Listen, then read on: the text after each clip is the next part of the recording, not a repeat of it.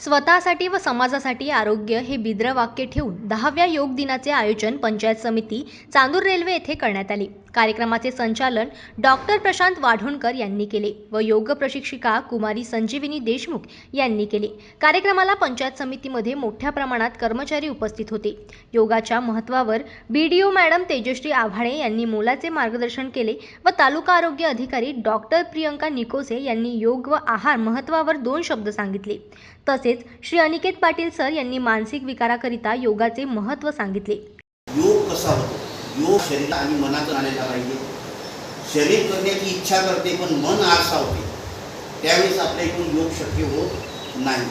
म्हणून मनाला नियंत्रित करण्यासाठी काही गोष्टी अशा आहेत छोट्या छोट्या का त्या आपल्याला काही दिवस करा योग राहा निरोग हा जो मंत्र आपल्याला वाढोणकर भाऊंनी सांगितला आहे बरोबर उपयोगाचा आहे।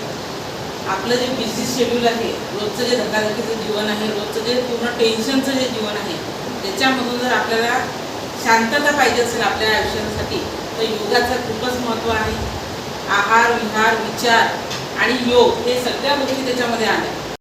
कार्यक्रमाच्या यशस्वी आयोजनाकरिता गोपाळराव होले व मंगेश देशमुख यांनी अथक परिश्रम घेतले।